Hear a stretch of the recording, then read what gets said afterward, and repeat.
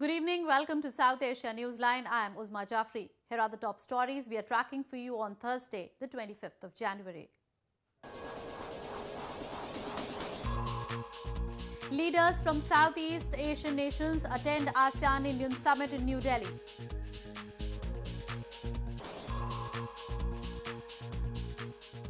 Death toll rises to 6 in terror attack on aid agency in Afghanistan.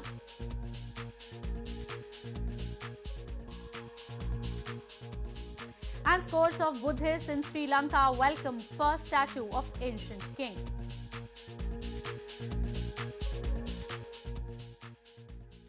And now for all the details. Top leaders from Southeast Asian countries on Thursday attended the plenary session of ASEAN-Indian Commemorative Summit in New Delhi. The two-day event will focus on strengthening commerce, connectivity and cultural ties between India and the ASEAN countries. Top leaders from Southeast Asian countries on Thursday attended the plenary session of the two-day ASEAN-India Commemorative Summit, which began in New Delhi. During the two-day event, India will be showcasing its Big Act East policy to the top leaders from Association of Southeast Asian Nations or ASEAN countries. The summit also marks the silver jubilee of India's partnership with the regional bloc. The discussions during the landmark Asian gathering will revolve around commerce, connectivity and culture, as well as maritime security cooperation. The importance of our strategic partnership, placing ASEAN at the center of India's Act East policy. Our friendship has been nurtured by our shared cultural and civilizational linkages. In a first, all the 10 ASEAN leaders will also be the chief guest at India's Republic Day celebrations on Friday. Relations with ASEAN countries are important to India since it is part of the country's Look East policy and Prime Minister Modi's Act East policy. India and ASEAN together represents a combined population of 2 billion people and economy close to $5 trillion. Security forces on Wednesday gunned down 2 militants in an encounter in Shopian district of India's northern Jammu and Kashmir province. The encounter came 2 days before India marks its 69th Republic Day.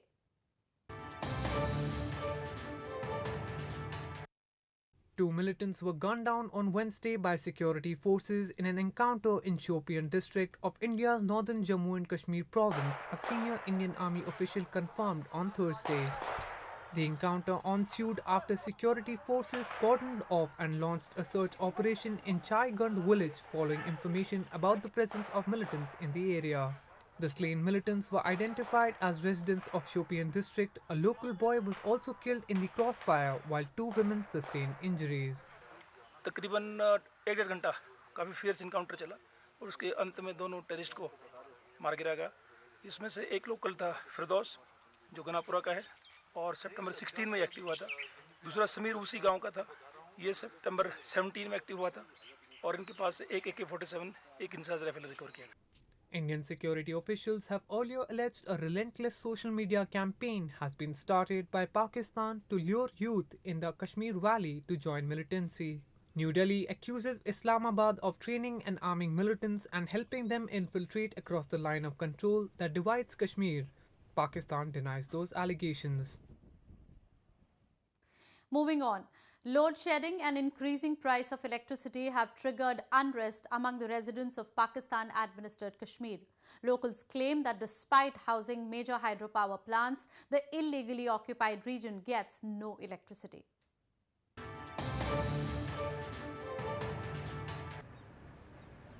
Frequent power cuts have become a part of life for people residing in Pakistan-administered Kashmir.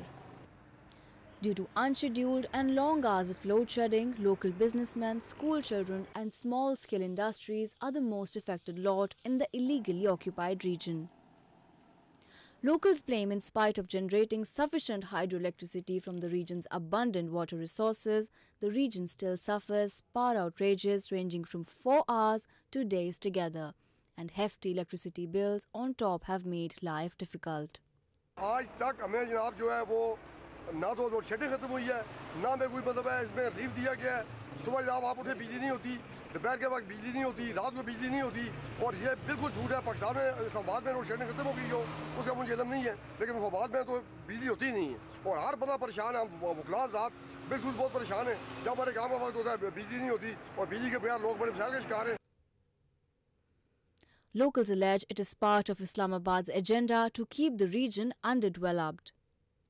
Pakistan-administered Kashmir was illegally occupied by Pakistan more than 6 decades ago. However, the Pakistani establishment has failed to develop the infrastructure of the region, leaving the people high and dry.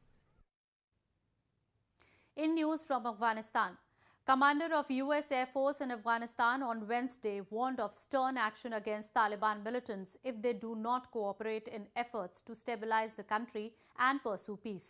The US is currently planning to speed up efforts against the terrorists in Afghanistan and is shifting its military equipments in the country to do so.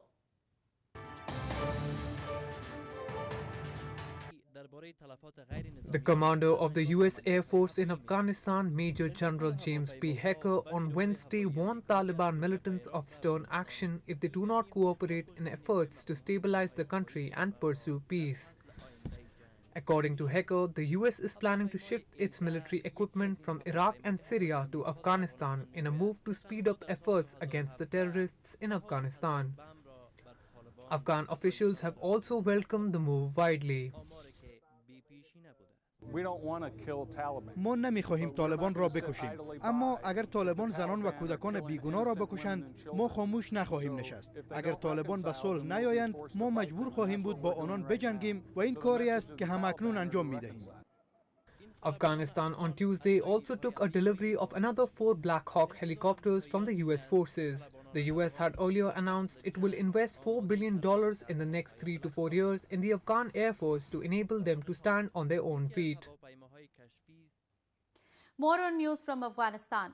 Death toll rose to at least 6 on Thursday in an attack on Save the Children Aid Agency in eastern Afghanistan on Wednesday.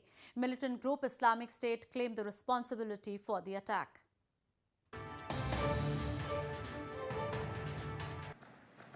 Death toll rose to at least 6 on Thursday in a terror attack on an aid agency in Afghanistan's eastern Jalalabad city on Wednesday. Gunmen stormed the office of the aid group Save the Children in Jalalabad, setting off a day-long battle with security forces before the attack was finally suppressed. The raid began with a huge blast at around 9 a.m. that rocked the neighborhood where other aid groups and government buildings are based. The attacks was condemned by top world leaders and the United Nations. Human rights organizations provide life-saving assistance to the most vulnerable men, women, and children in Afghanistan. Aid workers and their premises and their assets should never be a target. Militant groups Islamic State claim responsibility for Wednesday's attack, which was the latest in a wave of violence that has killed and wounded thousands in the country. It came after at least 30 persons were killed on Monday in a hotel shootout in Afghanistan's Kabul city. In news from Sri Lanka, Buddhists in Sri Lanka welcomed the arrival of the first statue of an ancient king in a colourful procession on Wednesday.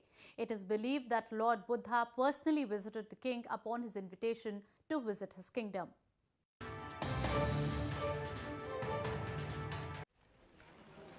Thousands of Buddhists in Sri Lanka welcomed arrival of a statue of King Mani Akika on Wednesday in a colourful procession which involved a river crossing in the western suburb of Kelaniya. The ancient king is believed to have invited Lord Buddha to visit the area during his rule.